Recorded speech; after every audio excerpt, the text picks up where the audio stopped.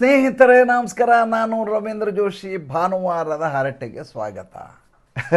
ಇದು ಹೆಂಗಿದೆ ಅಂತಂದರೆ, ಈ ದೆವ್ವದ ಬಾಯಲ್ಲಿ ಮಂತ್ರ ಹೇಳಿಸೋದು ಅಂತಿದೆಯಲ್ಲ, ಆ ಥರದ ಮಾತಿದು. Rulers became killers, shame on you BJP ಅಂತ ಮಮತಾ ಬೇಗಂ ಅವರು ಟ್ವೀಟ್ ಮಾಡಿದ್ದಾರೆ. ಇನ್ನೊಂದು ಸಲ ಕೇಳಿಸ್ಕೊಡ್ರಿ. Rulers became killers, shame on you BJP. ಅಂದರೆ ಆಳ್ತಾ ಇರೋರೇ ಕೊಲೆಗಾರರಾಗಿದ್ದಾರೆ, ಆದ್ದರಿಂದ ನಿಮ್ಮ ನಾಚಿಕೆ ಬರಬೇಕು BJP ಅವರೇ ಅನ್ನುವಂಥ ಮಾತನ್ನು ಹೇಳಿದ್ದಾರೆ. ಇದನ್ನು ಬೇರೆ ಯಾವುದಾದ್ರೂ ರಾಜಕಾರಣಿ ಹೇಳಿದರೆ ಅದಕ್ಕೊಂದು ಅರ್ಥ ಬಂದಿರೋದು. ಮಮತಾ ಬೇಗಂ ಅವರು ಈ ರೀತಿ ಟ್ವೀಟ್ ಮಾಡಿದ್ರಿಂದ ಯಾರು ಕಿಲ್ಲರ್ ಆಗಿದ್ರು, ಯಾರು ಕೊಲೆಗಾರರಾಗಿದ್ದರು, ಯಾರಿಗೆ ಅವಮಾನ ಆಗಬೇಕು ಅನ್ನೋದರ ಪ್ರಶ್ನೆ ಮಾಡುವಂಥ ಕಾಲಘಟ್ಟ. ಘಟನೆ ಏನು ಅಂತ ಹೇಳ್ತೀನಿ, ಭಾಳ ಮಜಾ ಇದೆ ಅದು. ಈ ಮಟ್ಟಿಗೆ ಜನ ಆಕ್ರೋಶ ಭರಿತರಾಗಿದ್ದಾರೆ, ಈ ಮಟ್ಟಿಗೆ ಅವ್ರ ಒಳಗಡೆ ದಾವಾನೆಲ್ಲ ಉರಿತಾ ಇತ್ತು ಅಂತ ನನಗೆ ನಿಜಕ್ಕೂ ಗೊತ್ತಿರಲಿಲ್ಲ. ಏಕೆಂದರೆ ಚುನಾವಣೆಯ ಫಲಿತಾಂಶ ಬಂದು ಈಗಾಗಲೇ ಮೇ 4 ಅಂದರೆ 27 ದಿವಸ ಆಗಿದೆ. 26ನೇ ದಿವಸ ನಡೆದಂಥ ಘಟನೆ ಸೋನಾರ್ಪುರ್ ಅನ್ನುವಂಥ ಒಂದು ಊರಲ್ಲಿ ನಡೆದಂಥ ಘಟನೆ. ಚುನಾವಣೋತ್ತರ 4 ಸಾವುಗಳಾದವಲ್ಲ, ಅದರಲ್ಲಿ ಒಂದು ಸಾವು TMCಯ ಕಾರ್ಯಕರ್ತನ ಕೊಲೆಯಾಗಿತ್ತು. ಗಲಾಟೆ ನಡೆದಿತ್ತಲ್ಲ, ಗಲಾಟೆ ನಡೆದ ಸಂದರ್ಭದಲ್ಲಿ ಸೋನಾರ್ಪುರದಲ್ಲಿ ಆತನ ಮನೆಗೆ ಸಾಂತ್ವನ ಹೇಳಲಿಕ್ಕೆ ಹೋಗ್ತಾನೆ ಅಭಿಷೇಕ್ ಬ್ಯಾನರ್ಜಿ. ಎಷ್ಟು ದಿವಸ ಆದಮೇಲೆ? 25 ದಿವಸ ಆದಮೇಲೆ ಹೋಗ್ತಾನೆ. ನಿಮಗೆ ನಂಬಲಿಕ್ಕೆ ಸಾಧ್ಯ ಇಲ್ಲ ಯಾವ ರೀತಿಯ ಜನ ನೆರೀತಾರೆ ಸುತ್ತಮುತ್ತಲು ಈತ ಬರ್ತಾನೆ ಅಂತ ಗೊತ್ತಾದ ತಕ್ಷಣ. ಇದ್ದಕ್ಕಿದ್ದ ಹಾಗೆ ಈ ಜೇನುಗೂಡಿನಿಂದ ಹೊರಗಡೆ ಬರ್ತಾವಲ್ಲ ಜೇನು ನೊಣಗಳು, ಆ ರೀತಿ ಜನ ಬರ್ತಾರೆ. ಅದರ ಫೋಟೋಗಳನ್ನು ಇಲ್ಲಿ ತೋರಿಸ್ತಾ ಇದ್ದೀನಿ, ಒಂದು ಸಲ ನೋಡ್ಕೊಂಬಿಡಿ. ಇದರ ವಿಡಿಯೋ ಕಾಪಿರೈಟ್ ಬರುತ್ತೆ ಅಂತ ಸಂಪೂರ್ಣವಾಗಿ ಹಾಕ್ಲಿಕ್ಕೆ ಆಗೋದಿಲ್ಲ, ಆದ್ದರಿಂದ ನಾನು ಇಲ್ಲಿ ಹಾಕಲಿಕ್ಕೆ ಸ್ವಲ್ಪ ಹಿಂದೇಟು ಹಾಕಿದೆ. ಇದ್ದಕ್ಕಿದ್ದ ಹಾಗೆ ಬರ್ತಾರೆ. ಮಜಾ ಅಂದರೆ, ಇಷ್ಟು ದಿವಸ ಅಭಿಷೇಕ್ ಬ್ಯಾನರ್ಜಿ ಎಲ್ಲೇ ಹೊರಗೆ ಹೋಗಬೇಕು ಅಂತಂದರೆ Z+ ಸೆಕ್ಯೂರಿಟಿಯನ್ನು ಇಟ್ಕೊಂಡಿರೋರು, ಜೊತೆಗೆ ಆತನ ಹಿಂದೆ ಒಂದಷ್ಟು ಗಾಡಿಗಳು, ಮುಂದೆ ಒಂದಷ್ಟು ಗಾಡಿಗಳು, ಬೆಂಗಾವಲು ವಾಹನಗಳು, ಯಾವುದೋ ಮುಖ್ಯಮಂತ್ರಿ ಹೋಗ್ತಾ ಇದ್ದಾರೆ, ಸೂಪರ್ CM ಹೋಗ್ತಾ ಇದ್ದಾರೆ ಅನ್ನೋ ರೀತಿಯಲ್ಲಿ ಕಾನ್ವಾಯ್ ಹೋಗ್ತಾ ಇತ್ತು. ಈಗ ಯಥಾ ಪ್ರಕಾರ ಒಂದಿಬ್ಬರು ಅಂಗರಕ್ಷಕರು, ಒಂದಿಬ್ಬರು ಪೊಲೀಸರು, ಒಂದು ಕಾರು ಈತನ ಜೊತೆ ಬರ್ತಾ ಇರುತ್ತೆ. ಯಾವಾಗ ಈ ಥರ ಜನ ಬರ್ತಾರೋ, ಜನ ಬಂದ ತಕ್ಷಣ ಈ ಥರ ಒಂದು ಸೆಕೆಂಡ್ ಕಕ್ಕಾಬಿಕ್ಕಿ ಆಗಿಬಿಡ್ತಾನೆ.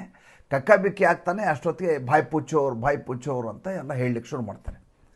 ನಾನು ನಿಮ್ಗೆ ಭಾಯ್ಪೋಚೋರು ಅಂದರೆ ಏನು ಅಂತ ನಾನು ಈಗಾಗಲೇ ನಿಮಗೆ ಹಿಂದೆ ಹೇಳಿದ್ದೆ. ಭಾಯ್ಪೋಚೋರು ಅಂತ ಈತನ ವಿರುದ್ಧ ಕೂಗ್ಲಿಕ್ಕೆ ಶುರು ಮಾಡ್ಕೊ, ಈತ ಹಿಂಗೆ ಕೈ ಮಾಡ್ತಾನೆ, ಹಿಂಗೆ ಹಳೆ ಸ್ಟೈಲ್ ಇದೆಯಲ್ಲ ಈತ ಮುಂಚೆ ಇದನ್ನೇ ಮಾಡ್ಕೊಂಬಂದಿರೋದು. ಡೈಮಂಡ್ ಹಾರ್ಬರ್ನಲ್ಲಿ ಮೇ 4ನೇ ತಾರೀಕಿನ ಮಧ್ಯಾಹ್ನ ದಿವಸ ಅಮಿತ್ ಶಾ ಅವರೇ ನೀವು ಎಲ್ಲಿದ್ದರೂ ಎಳ್ಕೊಂಬಂದು ನಿಮ್ಮನ್ನು ಹೊಡಿತೀವಿ ಅಂತ ಹೇಳಿದಂಥ ಮನುಷ್ಯ ಆಯ್ತ. ಸಾರ್ವಜನಿಕವಾಗಿ ಬಹಿರಂಗವಾಗಿ ಒಂದು ಕಾರಿನ ಬಾನೆಟ್ ಮೇಲೆ ನಿಂತು ಮೇ 4ನೇ ತಾರೀಕು ಮಧ್ಯಾಹ್ನ 12 ಆದಮೇಲೆ ನೀವು ದಿಲ್ಲಿಯಲ್ಲಿದ್ದರೂ ನಿಮ್ಮನ್ನು ಎಳ್ಕೊಂಬಂದು ಹೊಡಿತೀವಿ ಅಂತ ಹೇಳಿದ್ರು. ಯಾರಿಗೆ? ಗೃಹ ಸಚಿವರಿಗೆ. ಅಂಥ ವ್ಯಕ್ತಿ ನಿನ್ನೆ ಹಿಂಗೆ ಕೈ ತೋರಿಸಿದ ಅಷ್ಟೆ. ಬಂತು ನೋಡಿ ಜನ, ಹೇಳ್ತೀನಿ, ಹೊಡಿತಾರೆ, ಅಟ್ಟಿಸ್ಕೊಂಡೋಗಿ ಹೊಡಿತಾರೆ. ಪೊಲೀಸರಿಗೆ ತಡೆಯೋಕ್ಕಾಗೋದಿಲ್ಲ, ಸುತ್ತಮುತ್ತಲು ಜನರನ್ನು ಚದುರಿಸ್ಲಿಕ್ಕೆ ಸಾಧ್ಯ ಆಗೋದಿಲ್ಲ. ಮೊಟ್ಟೆ ತೊಗೊಂಡು ಆತನ ತಲೆಗೆ ಹೊಡಿತಾರೆ. ನೋಡಿ ಇಲ್ಲಿದೆ, ನಾನು ಫೋಟೋ ತೋರಿಸ್ತಾ ಇದ್ದೇನೆ. ತಲೆಗೆ ಹೊಡಿತಾರೆ. ಕೊನೆಗೆ ಪೊಲೀಸರು ಪ್ರಯಾಸಪಟ್ಟು ಈತನ ತಲೆಯ ಮೇಲೆ ಹೆಲ್ಮೆಟ್ ಹಾಕ್ತಾರೆ. ಹೆಲ್ಮೆಟ್ ಹಾಕಿ ಆತನನ್ನು ಕರ್ಕೊಂಡು ವಾಪಸ್ ಕಾರಲ್ಲಿ ಕರ್ಕೊಂಡು ಹೋಗಬೇಕಾದ್ರೆ ಹರಸಾಹಸವನ್ನು ಪಡಬೇಕಾಗತ್ತೆ.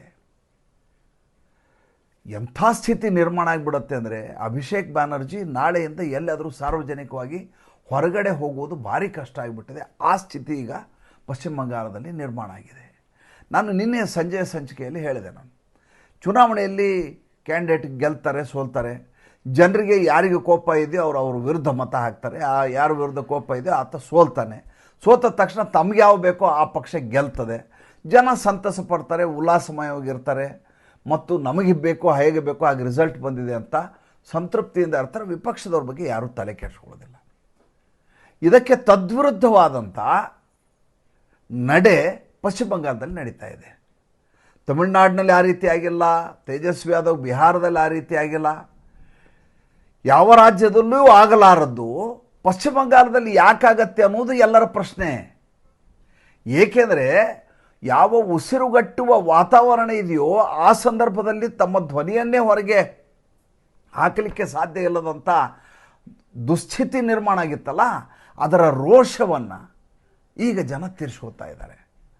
ಯಾವ ರೀತಿ ಮೊಟ್ಟೆಯಿಂದ ಆತನ ಹೊಡೆದಿದ್ದಾರೆ, ಆತನ ಬಿಳಿ ಟಿ ಶರ್ಟ್ ಇದೆ ನೋಡಿ, ಅದು ಪೂರ್ತಿ ಕೇಸರಿ ಬಣ್ಣ ಆಗಿದೆ, ಹಳದಿ ಬಣ್ಣ ಆಗಿದೆ. ಆ ಎಗ್ ಒಳಗಡೆ ಇರುವಂಥ ಯೋಕೆಲ್ಲ ಆತನ ಅಂಗಿಗೆ ಅಂಟ್ಕೊಂಡಿದೆ. ಇವ್ರು ಯಾರೋ ಭಾರತೀಯ ಜನತಾ ಪಾರ್ಟಿಯ ಕಾರ್ಯಕರ್ತರಲ್ಲ. ಒಂದು ನೆನಪಿಟ್ಕೊಳ್ಳಿ, ಯಾವುದೇ ಪಕ್ಷ ಗಲಾಟೆ ಮಾಡೋದು, ಹೊಡೆದಾಟ ಮಾಡೋದು ಯಾವುದೇ ಇದ್ದರೂ ಚುನಾವಣೆ ಮುಗಿಯುವವರೆಗೆ ಮಾತ್ರ. ಚುನಾವಣೆ ಮುಗಿದಾದ್ಮೇಲೆ ತಮಗೆ ಗೆಲುವು ಬಂದ ತಕ್ಷಣ ಅವ್ರು ಹೆಂಗೆ ಅಧಿಕಾರವನ್ನು ನಡೆಸ್ಕೋಬೇಕು ಅಂತ ಮಾತ್ರ ಆಲೋಚನೆ ಮಾಡ್ತಾರೆ. TMC ಹಾಗಿರಲಿಲ್ಲ. TMC ಭಯವನ್ನು ಉಂಟು ಮಾಡ್ತಾಯಿತ್ತು. ಚುನಾವಣೆ ಆದ ಮೇಲೆ ಜನರಿಗೆ ಯಾರು ತನ್ನ ವಿರುದ್ಧ ಮತ ಹಾಕಿದಾರೋ ಅವರಿಗೆ ಭಯವನ್ನು ಉಂಟು ಮಾಡುವಂಥ ಒಂದು ದೊಡ್ಡದಾದಂಥ ದಂಗೆಯನ್ನು ಮಾಡಿಸ್ತಾ ಇತ್ತು. ಭಾರತೀಯ ಜನತಾ ಪಾರ್ಟಿ ಅದಕ್ಕೆ ತದ್ವಿರುದ್ಧವಾಗಿ ಈಗ ಪಶ್ಚಿಮ ಬಂಗಾಳದಲ್ಲಿ ನಡ್ಕೋತಾ ಇದೆ. ಅದೇನು ಮಾಡ್ತಾ ಇದೆ, ತನ್ನ ಅಧಿಕಾರವನ್ನು ಹೇಗೆ ಚಲಾಯಿಸಬೇಕು, ಹೇಗೆ ಈಗಿದ್ದಂಥ ಶಾಪದಿಂದ ಜನರನ್ನು ಮುಕ್ತಿಗೊಳಿಸಬೇಕು, ಹೇಗೆ ಜನರಲ್ಲಿ ಒಂದು ಹೊಸ ಉಲ್ಲಾಸವನ್ನು ಉಂಟು ಮಾಡಬೇಕು ಅನ್ನುವಂಥ ಉಮೇದು ಭಾರತೀಯ ಜನತಾ ಪಾರ್ಟಿಯಲ್ಲಿದೆ. ನೀವು ಒಂದೊಂದು ಹೇಳಿಕೆಗಳನ್ನು ಗಮನಿಸಿದಾಗ ಈ ರೀತಿಯಾದಂಥ ಒಳಗಡೆ ಇರುವಂಥ ಸಂವೇದನಾಶೀಲತೆ, ಆ ಅಂತಃಕರಣ, ಆ ಪ್ರೀತಿ, ಆ ಕಳಕಳಿ ನಿಮಗೆ ಕಾಣಿಸುತ್ತೆ. ಹಾಗಾದರೆ ಹೊಡೆದವ್ರು ಯಾರು? ಅಟ್ಟಿಸ್ಕೊಂಡು ಹೋಗಿ ಇವ್ನು ಹೊಡೆದವ್ರು ಯಾರು ರೀ? ಅಟ್ಟಿಸ್ಕೊಂಡು ಹೋಗಿ ಹೊಡೆದವರು ಯಾರು ಈತನಿಂದ ಹತಾಶೆ ಒಳಗಾಗಿದ್ರಲ್ಲ, ಯಾರು ಟೋಲಾಬಾಜಿಯಿಂದ ಇನ್ನಿಲ್ಲದ ಹಾಗೆ ನರಳಿದ್ರಲ್ಲ, ಯಾರು ಜಜಿಯಾ ಕೊಟ್ಟು ಸುಸ್ತಾಗಿ ಹೋಗಿದ್ರಲ್ಲ, ಯಾರು ಕಟ್ಟಮನಿ ಕೊಡ್ತಿದ್ರಲ್ಲ, ಅವರಿಗೆ ಇವ್ರ ಮೇಲೆ ಕೋಪ ಇತ್ತು. ಸಣ್ಣ ಸಣ್ಣ ವಿಷಯಕ್ಕೆ ದುಡ್ಡನ್ನು ವಸೂಲಿ ಮಾಡುವಂಥ 25-75 ರೇಷಿಯೋ ಅಂತ ಹೇಳ್ತಾರೆ. ಅವ್ರು ಹೇಳೋದು ವ್ಯವಸ್ಥೆ ಹೇಗಿತ್ತು ಅಂದರೆ 25% ಯಾವನು ವಸೂಲಿ ಮಾಡ್ತಾನಲ್ಲ ಗೂಂಡ, ಆತ ತಾನು 25% ಇಟ್ಕೋಬೇಕು. 75%ನ ಅಭಿಷೇಕ್ ಬ್ಯಾನರ್ಜಿಗೆ ಇಲ್ಲ ಮಮತಾ ಬೇಗಮ್ ಅವ್ರಿಗೆ ತಲುಪಿಸ್ಬೇಕು ದುಡ್ಡು. ಇದು ನೀವು ಹೇಳಬೇಕಾಗಿಲ್ಲ, ಅಘೋಷಿತವಾದಂಥ ಒಪ್ಪಂದ. ಇದು ಎಲ್ಲ ಕಡೆ ನಡೆಯೋದು. ಒಂದು ನೀವು ರೆವಿನ್ಯೂ ಆಫೀಸ್ಗೆ ಹೋದರೆ, ಒಬ್ಬ ಆಫೀಸರ್ ಹತ್ರ ಹೋದರೆ ಅವನು ಲಂಚ ತೊಗೋತಾ ಇರ್ತಾನೆ ಅನ್ನುವಂಥ ಕಾರಣಕ್ಕೋಸ್ಕರ ಶಿರಸ್ತೆದಾರೋ ಯಾರಿದಾರೋ ಆತನ ಹತ್ರ ಹೋಗಿ ಹೇಳೋದು, ಇವತ್ತಿನ ಕಲೆಕ್ಷನ್ ಎಷ್ಟು, ಸಂಜೆ 5 ಗಂಟೆಗೆ ಬರ್ತೀನಿ ಕೊಡು ಅಂತೇಳಿ. ಆತ ಇವ್ರಿಗೆ ಶಾಪ ಹಾಕಿ ತನ್ನಷ್ಟಲಿ ಒಂದಷ್ಟು ದುಡ್ಡು ಕೊಡೋನು. ಅಂಗಡಿ ಹತ್ರ ಹೋದರೆ ರಸ್ತೆಯಲ್ಲಿ ಅವ್ರ ಹತ್ರ ವಸೂಲಿ, ರಸ್ತೆಯಲ್ಲಿ ವೆಹಿಕಲ್ ಹೋದರೆ, ಲಾರಿಗಳು ಹೋದರೆ ಅವ್ರ ಹತ್ರ ಟೋಲ್ ವಸೂಲಿ, ಎಲ್ಲ ಕಡೆ ವಸೂಲಿಯಾಗಿ ಜನ ಜರ್ಜರಿತಗೊಂಡ್ಬಿಟ್ಟಿದ್ರು. ಇದು ಬದಲಾಗೋದಿಲ್ಲ ಅಂತ ತಿಳ್ಕೊಂಡಿದ್ರು. ಯಾವಾಗ ಬದಲಾಯಿತೋ ತಮ್ಮ ಸೇಡನ್ನು ಈಗ ಅವ್ರ ಮೇಲೆ ತೀರ್ಸ್ಕೊಳ್ತಾ ಇದ್ದಾರೆ. ನಿನ್ನೆ ಇನ್ನೊಂದು ಭಾಳ ಮಜಾಘಟನೆ ನಡೀತು. ಏನಪ್ಪ ಅಂತಂದರೆ, ಒಬ್ಬ ಕಾರ್ಪೊರೇಷನ್ನ ಆಫೀಸರ್ಗೆ ಊಟ ಬಯಸು ಮಾಡಿಸಿದ್ರು. ಯಾಕೆಂದರೆ ಆತ ನಡ್ಕೊಂಡ ರೀತಿ ಆಗಿತ್ತು. ಜನರು ಆ ರೀತಿ ತಮ್ಮ ಒಳಗಡೆ ಇರುವಂಥ ಕೋಪವನ್ನು ಹೊರಗೆ ಹಾಕೋದೊಂದು. ಎರಡನೇದು, ಇನ್ನು ಮುಂದೆ ನೀವು ಈ ರೀತಿ ಮಾಡಿದ್ರೆ ಇದೇ ರೀತಿಯ ಶಿಕ್ಷೆ ನಿಮ್ಗೆ ಉಂಟಾಗತ್ತೆ ಅಂತೂ ಆಗ ಜನರಿಗೆ ಸಂದೇಶವನ್ನು ರವಾನೆ ಮಾಡೋದು ಅಧಿಕಾರಿಗಳಿಗೆ ಭಾಳ ಮುಖ್ಯ ಆಗಿತ್ತು. ಏನಾಗುತ್ತೆ, ಒಂದು ಪಕ್ಷದಲ್ಲಿರುವಂಥ ಎಲ್ಲ ಕಾರ್ಯಕರ್ತರು ಗುಂಡಾಗಿರಿಯೇ ತಮ್ಮ ನಾಗರಿಕತೆ, ನಮ್ಮ ಹಕ್ಕು ಅಂತ ತಿಳ್ಕೊಂಡ ಸಂದರ್ಭದಲ್ಲಿ ಅಧಿಕಾರಿಗಳು ಕೂಡ ಅವ್ರಿಗೆ ತಲೆಬಾಗಿ ಓಡಾಡ್ತಾ ಇರ್ತಾರೆ. ಮತ್ತು ಅಧಿಕಾರಿಗಳು ಕೂಡ ಈ ಗುಂಡಾಗಳ ಜೊತೆ ಸೇರಿ ತಾವು ಗುಂಡಾಗಿರಿ ಮಾಡ್ತಿರ್ತಾರೆ. ಅದನ್ನು ಹದ್ದುಬಸ್ತಿನಲ್ಲಿ ಇಡಬೇಕು ಅಂದರೆ ಹೊಸ ಸರ್ಕಾರ ಅವರ ಸಂಸ್ಕೃತಿಯನ್ನು ಬದಲು ಮಾಡಬೇಕು. ಸಂಸ್ಕೃತಿ ಬದಲಿ ಮಾಡಬೇಕು ಅಂದರೆ ಅವ್ರಿಗೆ ಒಂದೋ ಸಸ್ಪೆಂಡ್ ಮಾಡಬೇಕು, ಇಲ್ಲ ಅವ್ರನ್ನ ಕಿತ್ತಿ ಮನೆಗೆ ಕಳಿಸ್ಬೇಕು, ಇಲ್ಲ ಈಗೇನು ಊಟ ಬಯಸು ಮಾಡಿಸಿರಲ್ಲ ಆ ರೀತಿ ಊಟ ಬಯಸು ಮಾಡಿಸ್ಬೇಕು ಅಂತ ಊಟ ಬಯಸನ್ನು ನಿನ್ನೆ ಮಾಡಿಸಿದಂಥ ವಿಡಿಯೋ ಎಲ್ಲ ಕಡೆ ಭಾಳ ದೊಡ್ಡ ಮಟ್ಟದಲ್ಲಿ ವೈರಲ್ ಆಗ್ತಾ ಇದೆ. ಪಶ್ಚಿಮ ಬಂಗಾಳದ ಬಗ್ಗೆ ಹೇಳಲಿಕ್ಕೆ ಬೇಕಾದಷ್ಟು ಸುದ್ದಿಗಳಿದ್ದಾವೆ. ಈ ಅಭಿಷೇಕ್ ಬ್ಯಾನರ್ಜಿಯ ಪ್ರಕರಣ ಇದೆಯಲ್ಲ, ನಾನು ನಿನ್ನೆ ಕಾರ್ಯಕ್ರಮದಲ್ಲಿ ತುಂಬ ಎಂಗೇಜ್ ಆಗಿದ್ದರಿಂದ ವಿಕ್ರಮ್ ಸಂಪತ್ ಅವರ ಪುಸ್ತಕದ ಬಿಡುಗಡೆನಲ್ಲಿ ಇದ್ದಲ್ಲ, ಹೀಗಾಗಿ ಹೆಚ್ಚು ಗಮನಿಸ್ಲಿಕ್ಕಾಗಿಲ್ಲ. ನಾನು ಕೆಳಗಡೆ ಕಮೆಂಟ್ ಸೆಕ್ಷನಲ್ಲಿ ನೋಡಿದಾಗ, ಕೂತಲ್ಲೇ ಕುರ್ಚಿನಲ್ಲಿ ನೋಡಿದಾಗ ನನ್ನ ಸಾಮಾಜಿಕ ಪರಿವಾರದ ಒಬ್ಬ ಬಂಧು ಹಾಕಿದರು, ನೋಡಿ ಅಭಿಷೇಕ್ ಬ್ಯಾನರ್ಜಿಗೆ ಹೊಡೆದಿದ್ದಾರಂತೆ, ರೀಕನ್ಫರ್ಮ್ ಮಾಡ್ಕೊಳ್ಳಿ ಅಂತ. ಭಾಳಷ್ಟು ಸಲ ಏನಾಗುತ್ತೆ, ಸುಳ್ಳು ಸುದ್ದಿಗಳು ಜಾಸ್ತಿ ಇರ್ತವೆ, ಏನೇನೋ ಸುದ್ದಿಗಳು ಬರ್ತಿರ್ತವೆ. ಅದನ್ನು ನೀವು ಆ ಸುದ್ದಿಯನ್ನು ಜಾಡಿನಲ್ಲಿ ಹುಡ್ಕೊಂಡು ಹೋದರೆ ಏನೂ ಸಿಗಲ್ಲ. ಸುಮ್ಮನೆ ಹರಡಿಸಿದಂಥ ಸುಳ್ಳು ಸುದ್ದಿಗಳಾಗಿರ್ತವೆ, ಕಪೋಲ ಕಲ್ಪಿತ ವರದಿಗಳಾಗಿರ್ತವೆ. ಇದರ ಹಿಂದೆ ಹೋದಾಗ, ಈ ಪ್ರಕರಣ ಹಿಂದೆ ಹೋದಾಗ ಸೋನಾರ್ಪುರದಲ್ಲಿ ನಡೆದ ಘಟನೆಯನ್ನು ನೋಡಿದರೆ, ಆತನನ್ನು ಬಿಟ್ಟುಬಿಟ್ಟಿದ್ರೆ ಪೊಲೀಸರನ್ನ ಬಿಟ್ಟು ಸಾಯಿಸ್ಬಿಡೋರು ಅವನು. ಅಭಿಷೇಕ್ ಬ್ಯಾನರ್ಜಿ ಬದುಕುಳಿಲಿಕ್ಕೆ ಸಾಧ್ಯವೇ ಇಲ್ಲ. ಆತ ಸತ್ತವರ ಕುಟುಂಬಕ್ಕೆ, ಮೃತರ ಕುಟುಂಬಕ್ಕೆ ಸಾಂತ್ವನ ಹೇಳಲಿಕ್ಕೆ ಹೋದವನು ಸ್ವತಃ ಆತನೇ ಹೆಣ ಆಗಿಬಿಡುವಂಥ ಪರಿಸ್ಥಿತಿ ಇತ್ತು. ಇವತ್ತು ಪಶ್ಚಿಮ ಬಂಗಾಳದಲ್ಲಿ ಇರುವಂಥ ಸ್ಥಿತಿ ಅದು. ಅಲ್ಲಿಗೆ ಜನ ಹೇಗೆ ಸ್ವಾತಂತ್ರ್ಯವನ್ನು ಅನುಭವಿಸ್ತಾ ಇದ್ದಾರೆ ಅನ್ನೋದಕ್ಕೆ ಇದಕ್ಕಿಂತ ಒಳ್ಳೆಯ ಉದಾಹರಣೆ ಸಿಗಲಿಕ್ಕೆ ಸಾಧ್ಯವೇ ಇಲ್ಲ. ಮತ್ತು ನಾಳೆ ಸೋಮವಾರ ಹೊಸ ವಿಷಯದೊಂದಿಗೆ ಬರ್ತೇನೆ. ಇವತ್ತು ಹೆಚ್ಚು ಮಾತನಾಡುವ ಸ್ಥಿತಿಯಲ್ಲಿಲ್ಲ, ತುಂಬ ಆಯಾಸಗೊಂಡಿದ್ದೇನೆ, ತುಂಬ ನಿತ್ರಾಣಗೊಂಡಿದ್ದೇನೆ. ಸಂಚಿಕೆ ಬರಲೇಬೇಕು ಅನ್ನುವಂಥ ಕಾರಣಕ್ಕೋಸ್ಕರ ಮಾಡಿರುವಂಥ ಸಂಚಿಕೆ. ಒಂದು ಸಣ್ಣ ಕಥೆಯನ್ನು ಹೇಳಿ ಭಾನುವಾರದ ಹರಟೆಯನ್ನು ಮುಗಿಸೋಣ ಅಂತ ಅಂದ್ಕೊಂಡಿದ್ದೀನಿ. ಒಬ್ಬ ಒಂದು ಸಣ್ಣ ಮಗು, ಹೆಣ್ಣು ಮಗು, ಅದು ಹೆಣ್ಣು ಮಗು ಹೋಟೆಲ್ ಮುಂದ್ಗಡೆ ಬಂದು ನಿಲ್ತಾ ಇರುತ್ತೆ. ಒಬ್ಬ ಅಗರ್ಭ ಶ್ರೀಮಂತ ಮರ್ಸಿಡಿಸ್ ಬೆಂಜ್ ಕಾರಲ್ಲಿ ಬಂದು ಆ ಹೋಟೆಲ್ ಮುಂದೆ ನಿಲ್ತಾನೆ. ರಾತ್ರಿ 9 ಗಂಟೆ ಸಮಯ. ಈ ಮಗು ಹೋಗಿ ಆತನ ಪ್ಯಾಂಟನ್ನು ಹಿಡಿಯುತ್ತೆ, ಹಿಂದಿಂದ ಓಡಿ ಹೋಗಿ. ಆತ ಹಸಿವಾಗಿದೆ ಅಂತ ಊಟಕ್ಕೆ ಹೋಗ್ತಾ ಇರ್ತಾನೆ. ದಯವಿಟ್ಟು ನೀವು ಹೋಟ್ಲಿಗೆ ಊಟಕ್ಕೆ ಹೋಗ್ಬಿಡಿ ಅನ್ನತ್ತೆ ಮಗು. ಆತನಿಗೆ ಆಶ್ಚರ್ಯ ಆಗುತ್ತೆ. ಈ ಮಗು ಸುಮಾರು 8-9 ವರ್ಷ, ಭಾಳ ಸುಂದರವಾದಂಥ ಮಗು. ಯಾಕೆ ಊಟಕ್ಕೆ ಹೋಗ್ಬಾರ್ದು ಅಂತಾನೆ. ಇಲ್ಲ, ನೀವು ಊಟಕ್ಕೆ ಹೋದರೆ ನನಗೆ ಊಟ ಸಿಗಲ್ಲ. ಆತನಿಗೆ ಆಶ್ಚರ್ಯ ಆಗ್ಬಿಡ್ತಾರೆ. ನಾನು ಊಟ ಮಾಡಿದ್ರೆ ನಿನಗೆ ಯಾಕೆ ಊಟ ಸಿಗಲ್ಲ ಅಂತಾನೆ. ಅವು ಚೂರು ಬಗ್ರಿ ನೀವು ಅಂತ ಮಗು. ತುಂಟತನ ಇರುತ್ತೆ ಮಕ್ಕಳಿಗೆ. ಬಗ್ರಿ ನೀವು, ಕಿವಿಯಾಗಿ ಹೇಳ್ತೀನಿ ನಾನು, ಬಗ್ತಾನ ಅಂತ. ನೋಡ್ಲಿಕ್ಕೆ ಭಾಳ ಸುಂದರವಾದ ಮಗು ಅಂತ ಹೇಳಿದ್ನಲ್ಲ. ಏನಿಲ್ಲ, ನೀವು ಇಲ್ಲಿ ಊಟ ಮಾಡಿದರೆ ಇಲ್ಲಿರುವಂಥ ಹಿಟ್ಟೆಲ್ಲ ಖಾಲಿ ಆಗಿಬಿಡುತ್ತೆ. ಚಪಾತಿ ಗಿಪಾತಿ ಮಾಡಿಬಿಡ್ತಾರೆ, ಅನ್ನ ಎಲ್ಲ ಮಾಡಿಬಿಡ್ತಾರೆ, ಖಾಲಿ ಆಗಿಬಿಡುತ್ತೆ. ಅದು ಉಳಿದ್ರೆ ನನಗೆ ಹೋಗುವಾಗ ಈ ಹೋಟೆಲ್ ಮಾಲೀಕ ನಂಗೆ ಕೊಟ್ಟು ಕಳಿಸ್ತಾನೆ. ಅದಕ್ಕೆ ದಯವಿಟ್ಟು ನೀವು ಊಟ ಮಾಡಬೇಡಿ. ಯಾಕೆ, ಏನು ಸಮಸ್ಯೆ ನಿಂದು? ಅವಾಗ ಹೇಳ್ತಾನೆ, ಇಲ್ಲ ನನ್ನ ತಾಯಿ ಇದ್ಲು. ಆ ತಾಯಿ ಪಾಪ ಮೊನ್ನೆ ಒಂದು ಗೂಳಿ ಬಂದು ಆಕೆ ಹಾದ್ಬಿಡ್ತು. ಆಕೆ ಕೆಲಸ ಮಾಡಿಕೊಂಡು, ಎಲ್ಲರ ಮನೆ ಕೆಲಸ ಮಾಡಿಕೊಂಡು ಒಂದಷ್ಟು ದುಡ್ಡು ಬರೋದು. ನಾವೆಲ್ಲ ನಮ್ಮ ಮನೇಲಿ ನನಗೆ 2 ಸೋದರರಿದ್ದಾರೆ. ಎಲ್ಲರೂ ನಮ್ಮ ತಾಯಿ ಇದ್ದಾಳೆ, ನಮಗೆ ಅಪ್ಪ ಇಲ್ಲ, ಎಲ್ಲರೂ ಒಟ್ಟಿಗೆ ಇರ್ತಿದ್ವಿ. ನನ್ನ ತಾಯಿ ದುಡಿಯುವಂಥ ಹೆಂಗಸು. ಆಕೆ ಗೂಳಿ ಹಾದಿದ್ದರಿಂದ ಆಕೆ ಸೊಂಟ ಮುರಿದು ಹೋಗಿದೆ. ಹೀಗಾಗಿ ಆಕೆ ದುಡಿಲಿಕ್ಕಾಗಲ್ಲ. ನಾನು ಈ ರೀತಿ ಇಲ್ಲಿ ಸಂಜೆ ಬಂದು ಆ ಹಿಟ್ಟನ್ನು, ಚಪಾತಿ ಹಿಟ್ಟು ಕಲಿಸಿರ್ತಾರಲ್ಲ, ಆ ಹಿಟ್ಟನ್ನು ಇಸ್ಕೊಂಡು ಹೋದರೆ ನಮ್ಮ ಮನೇಲಿ ಚಪಾತಿ ಮಾಡಿ 3 ಜನರಿಗೆ ಚಪಾತಿಯನ್ನು ಕೊಡ್ತಾಳೆ ನಮ್ಮ ಮನೇಲಿ. ನೀವು ಊಟ ಮಾಡಿಬಿಟ್ರೆ ನಮ್ಗೆ ಚಪಾತಿನೂ ಸಿಗಲ್ಲ, ಊಟನೂ ಆಗಲ್ಲ. ಆತ ಅಸಮಾಧಾನ ಮಾಡ್ತಾನೆ. ಮಗುವಿನ ಬೆನ್ನನ್ನು ತಟ್ತಾನೆ, ತಲೆ ನೇವರಿಸ್ತಾನೆ. ಇಲ್ಲೇ ನಿಂತಿರು ನೀನು ಅಂತಾನೆ. ಒಳಗಡೆ ಕ್ಯಾಶ್ ಕೌಂಟ್ರ್ ಹೋಗ್ತಾನೆ.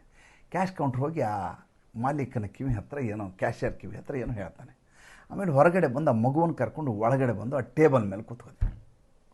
2 ಊಟ ಬರ್ತವೆ. ಈತ ಊಟ ತೊಗೋತಾನೆ. ಆ ಮಗು, ಹಾಗಾದರೆ ಇದನ್ನು ಕಟ್ಕೊಂಡು ನಾನು ಮನೆಗೆ ತೊಗೊಂಡು ಹೋಗ್ಲಾ ಅಂತ ಕೇಳುತ್ತೆ. ನೋಡಿ, ಮಕ್ಕಳು ಎಷ್ಟು ದೇವ್ರ ಥರ ರೀ ಮಕ್ಕಳು. ತಾನು ಮಾಡಬೇಕಾದ ಊಟ ಅದನ್ನು ತರಿಸಿರೋದನ್ನು ಮನೆಗೆ ತೊಗೊಂಡು ಹೋಗ್ಲಾ ಅಂತ ಕೇಳುತ್ತೆ. ಎಂಥ ನಿಸ್ಪೃಹವಾದಂಥ, ಎಂಥ ನಿರಪೇಕ್ಷವಾದಂಥ, ಎಂಥ ಮಗು ಅಂತ ಅರ್ಥ ಮಾಡ್ಕೊಳ್ಳಿ. ಇಲ್ಲ ನಿನಗೆ ಊಟಕ್ಕೆ ಕೊಟ್ಟೇನಿದೆ, ಇದು ನಾನು ಊಟ ಮಾಡಿಬಿಟ್ರೆ ನನ್ನ ತಮ್ಮಂದ್ರಿಬ್ಬರು ಇದ್ದಾರೆ, ನಮ್ಮ ಅಮ್ಮ ಏನು ಮಾಡ್ತಾಳೆ, ಇದನ್ನೇ ನಾನು ತೊಗೊಂಡು ಹೋಗ್ತೇನೆ. ಇಲ್ಲ, ನೀ ಇದನ್ನು ಊಟ ಮಾಡಿ ನಾ ಹೇಳ್ತೀನಿ.